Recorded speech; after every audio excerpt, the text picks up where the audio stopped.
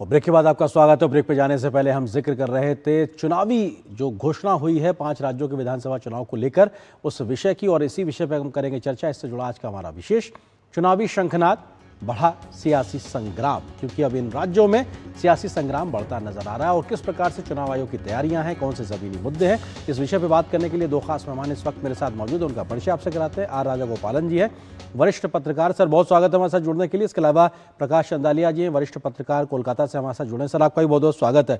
प्रकाश चंदालिया जी, शुरुआत आपसे, क्योंकि बंगाल को लेकर बहुत ज़्यादा सबकी नजरें लगी थी कि भाई इस बार कितने फेज में चुनाव होने वाला है। पिछली बार 8 और इस बार महज 2। ये तो विश्वास पैदा करता है हमारी अपनी व्यवस्थाओं को लेकर कि हम और मजबूती से, पारदर्शिता से, सशक्तिकरण के तरीके से अब महज 2 फेज में चुनाव कराने को तैयार दिखाई पड़ रहा है। अरेंद्र जी नमस्कार, और साथी पैनलिस्ट और दूरदर्शन के दर्शकों को भी बहुत बहुत नमस्कार। चुनाव आयोग, मुख्य चुनाव आयोग की पूरी टीम पिछले दिनों जब कलकत्ता आई थी तो तब उनसे ये प्रश्न पूछा गया था कि बंगाल में कितने फेज में चुनाव होंगे। बड़ी सफाई के साथ उन्होंने कहा था कि बंगाल में कितने फेज में चुनाव होंगे ये यहाँ की सुरक्षा व्यवस्था पर निर्भर करता है। लंबे समय के बाद में ऐसा हुआ है कि बंगाल में 2 चरणों में चुनाव हो रहे हैं, वरना पिछले चुनाव की अगर बात करें तो 7 फेज 8 फेज तक चुनाव हुए, 4 फेज में भी हुए हैं। लेकिन 2 फेज में चुनाव होना पश्चिम बंगाल की जनता को एक नया उपहार है, और मुझे लगता है कि बंगाल की जनता के साथ ये चुनाव आयोग ने बहुत बड़ा एक प्रकार से न्याय किया है। जितने अधिक फेज में चुनाव होते हैं अरेंद्र जी, यहाँ हिंसा उतनी अधिक होती है। एक सत्तारूढ़ पार्टी का जो वर्चस्व रहता है, पुलिस के साथ में उनकी मिलीभगत रहती है, ये पश्चिम बंगाल के लोगों ने 49 ईयर्स में देखा है। 34 वर्षों तक वामपंथियों का शासन रहा और 15 वर्षों का ममता बनर्जी का तृणमूल सरकार का, भ्रष्ट सरकार का शासन रहा। और आज की अगर बात करें तो मुझे लगता है कि पश्चिम बंगाल जो एक राजनीतिक रूप से एक सचेतन राज्य है, चैतन्यशील राज्य है, वहां पर इस बार मुझे लगता है कि एंटी इनकम्बेंसी का फैक्टर बहुत बड़े रूप में सामने आ रहा है। क्योंकि आपने एंटी इनकम्बेंसी कहा, तो जल्दी से कि क्या बड़े मुद्दे इस बार जमीन पे जनादेश तय करते नजर आएंगे? आपने एंटी इनकम्बेंसी भी कहा है।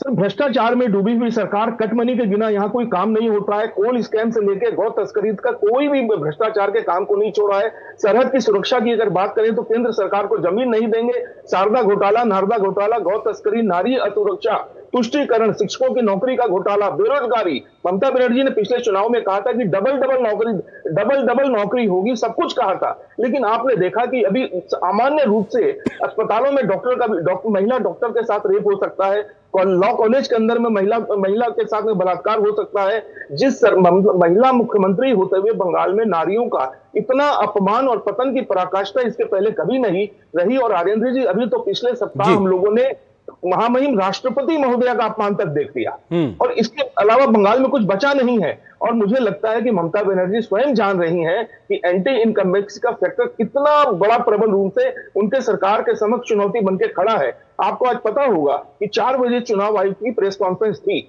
और ठीक चुनाव आयोग की प्रेस कॉन्फ्रेंस से 1 घंटा 20 मिनट पहले ममता बनर्जी इमाम भत्ता और पुरोहितों के भत्ते को 500 रुपए का लॉलीपॉप देने का एक प्रयास करते हैं। और सुप्रीम कोर्ट ने पिछले दिनों एक निर्णय दिया था डीए का पेमेंट, बकाया पेमेंट करने के लिए, जो ममता बनर्जी देने से इनकार कर रही थी। पिछले दिनों जब प्रेस कॉन्फ्रेंस में पूछा गया तब उन्होंने कहा कि मामला कोर्ट के अधीन है, जबकि कोर्ट के अधीन नहीं था, कोर्ट फैसला दे चुका था। आज ममता बनर्जी ने अपनी हार मानी और 3:05 यानी चुनाव की तारीखों की घोषणा के ठीक 55 मिनट पहले, बिल्कुल। और ये एक तरीके से सवाल आज उठा भी कि क्या चुनाव से पहले इस प्रकार के घोषणाएं क्या चुनाव आचार संहिता में आनी चाहिए? हालांकि ये अपने आप में एक विस्तार से विषय है जिसके पे चर्चा होनी चाहिए। राजागोपालन जी, अगर हम तमिलनाडु की सियासत के लिहाज से देखें, तो 1 चरण में वोटिंग, वहां पर इस प्रकार की कोई बहुत हिंसा का कोई बड़ा इतिहास ऐसा नहीं रहा जैसा कि बंगाल में हम लोग लगातार देखते रहे। लेकिन सियासी तौर पर देखा जाए, बीते दिनों प्रधानमंत्री गए, उन्होंने मौजूदा डीएमके सरकार पे भ्रष्टाचार का सीधे आरोप लगाया। किस प्रकार के लोगों के जिंदगी से जुड़े तमाम मसलों को लेकर जो वहाँ की सरकार के मंत्री हैं वो घोटालों में लिप्त नजर आए हैं और उनको अपनी गद्दी भी गंवानी पड़ी। इन तमाम चीज़ों का उन्होंने जिक्र किया। वो सीधे कहते हैं कि अब जो परिवारवाद है उससे वहाँ की जनता ऊब चुकी है, बदलाव चाह रही। क्या आप देख रहे हैं तमिलनाडु की सियासत में इस बार क्या अलग? तमिलनाडु इश्यू बहुत गंभीरता से लेना पड़ेगा, क्योंकि तमिलनाडु में एंटी इनकम्बेंसी, जैसे बंगाल का वर्णन कर रहे थे प्रीवियस स्पीकर, जो उन्हीं का तरह तमिलनाडु में ड्रग माफिया जो सारा काफी मौजूद है। लेकिन मुझे लगता है परिवारवाद, जैसे प्रधानमंत्री ने परसों त्रिची में कहा था वो बुटवाजी जो फैमिली प्रॉब्लम्स बहुत बढ़ते जा रहे हैं। और उसके अलावा जयललिता करुणानिधि दोनों दिगांत के बाद 5 साल चलाने के बाद ये नए सरकार का प्रयत्न कर रहे हैं। मुझे लगता है डीएमके सरकार का वापस आना मुश्किल है, क्योंकि उसको अंदर गुटबाजी है। कम से कम 50% एमपीज को, एमएलए को ऊपर, मंत्री के ऊपर सीबीआई रेड वगैरह है, ईडी रेड वगैरह है। जो इन्होंने इतना इतना घोटाला किया है तमिलनाडु में। नॉट ओनली दैट, मुझे लगता है जो रेप इमेंस है, ड्रग हर कॉलेज के सामने ड्रग मिलती है, चॉकलेट मिलती है। चॉकलेट के अंदर स्कूल में जो 5 साल 6 साल बच्चे को भी चॉकलेट दिलाता चाहते हो, उसमें ड्रग माफिया बहुत हो गया है। इन चीजों में एडमिनिस्ट्रेशन टप हो गया। आप देखिए पिछले 1 साल से तमिलनाडु में डीजीपी नहीं है। अपोजिशन लीडर एडपाडी पळनिसामी बार बार बोल रहे थे, लेकिन सरकार एमके स्टालिन सरकार दरकिनारे किया था। लेकिन सबसे बढ़िया इंपॉर्टेंट चीज है जी, बार बार एडीएमके डीएमके एडीएमके डीएमके बार बार आते थे, इस बार नहीं होने का संभावना। इसीलिए जी, विजय एक्टर आ गया, विजय जोसेफ जी, विजय जोसेफ आने के बाद गर्मी पकड़ गया। इतना गर्मी पकड़ा है तमिलनाडु राजनीति तो एकदम उल्टा सीधा होने का भी संभावना है। राजा गोपालन जी, मतलब प्री पोल अलायंस जो अभी ग्रुप बन रहे हैं, उस नजरिए से कैसे देखा जाए? एक तरफ जो डीएमके और उसके अलायंस पार्टनर है एआईएडीएमके, और उसके बाद बीजेपी भी है, और उधर तीसरे एक फोर्स के तौर पर actor turn to the politician Vijay की पार्टी टीवी के नजर आ रही है। ये जो प्री पोल जो अपने आप में पोलराइजेशन है, इसको कैसे देखा जाए तमिलनाडु में? मुझे लगता है regional parties DMK, TMC, Uddhav Thackeray, Akhilesh Yadav, Tejashwi Yadav, ये लोग मिलकर के जो कांग्रेस को दबाव में लेके आना चाहते हैं। डीएमके ने कांग्रेस को 28 सीट दिया है, वो लोग 61 सीट मांग रहे थे। 61 सीट किधर है, 28 सीट किधर है?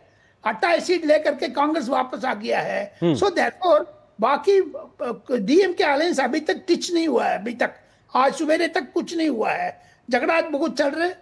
कांग्रेस और चाहते थे 2 राज्यसभा चाहते थे, 2 राज्यसभा में 1 राज्यसभा दिया स्टालिन साहब ने।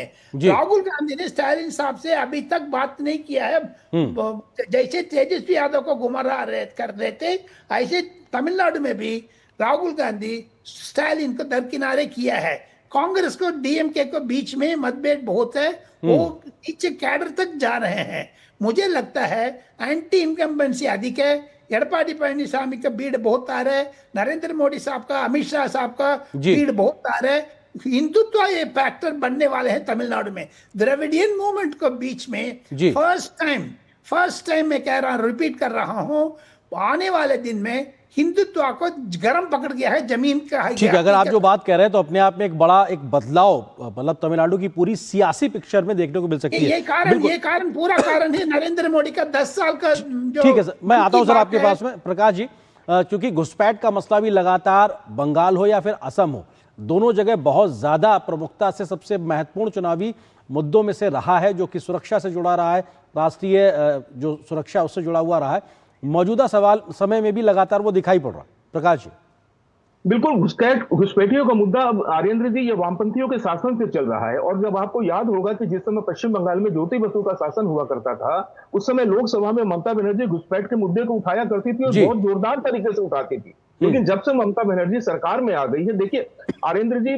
बांग्लादेश से आने वाले घुसपैठी जो है, ये सत्तारूढ़ पार्टियों का एक बहुत बड़ा वोट बैंक है। सीपीएम वालों ने भी, लेफ्ट फ्रंट ने भी उनका इस्तेमाल किया, उनका भारतीयकरण किया। और आज तृणमूल के सरकार में तो ये इतना खुला खेल फर्रुखाबादी हो गया कि इसकी कल्पना नहीं कर सकते। मात्र 5,000 7,000 रुपए की एवज में वहां से नदी नालों के माध्यम से बांग्लादेश से होकर के भारत में घुसने वाले लाखों की संख्या में घुसपैठियों को यहाँ भारत की नागरिकता प्रदान करने का काम किया है, उनको बसाने का काम किया है। उनकी बिल्कुल वो तस्वीरें भी हमने सर देखी हैं जब एसआईआर के समय तमाम बड़ी संख्या में लोग जा रहे थे। वक्त थोड़ा सा सीमित है, जल्दी से राजा गोपालन जी, केरल के लिहाज से आपकी समझ की एक बीजेपी जमीन पे विस्तार लेती दिखाई पड़ रही है, लोकल बॉडी इलेक्शन में भी हमको दिखाई पड़ा। क्या इस बार कुछ एक नया स्थिति दिखाई पड़ सकती है केरलम में? जल्दी से।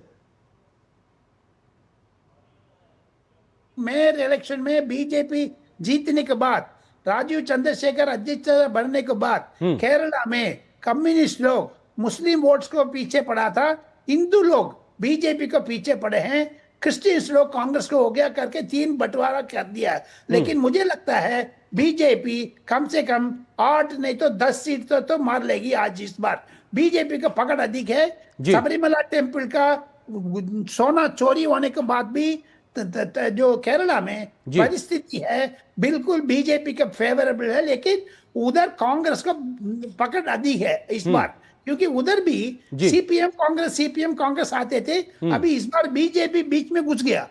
नरेंद्र मोदी 5 बार गया है केरला में, अमित शाह साहब ने 8-10 बार बिल्कुल। गया और है। आपने देखा कि बीते दिनों भी रैली में प्रधानमंत्री ने साफ तौर से, चाहे वो सबरीमाला का विषय हो या फिर सोलर स्कैम हो या सोना चोरी हो, तमाम विषयों को लगातार उठाया और इन फाइटिंग जो आपस में भी है विरोधियों पे, उस पर भी सवाल उठाया। वक्त इतनी अनुमति दे रहा, बहुत शुक्रिया आप दोनों मेहमानों को हमारे साथ जुड़ने के लिए, इस खबर पर विस्तार से बात करने के लिए शुक्रिया आप दोनों का।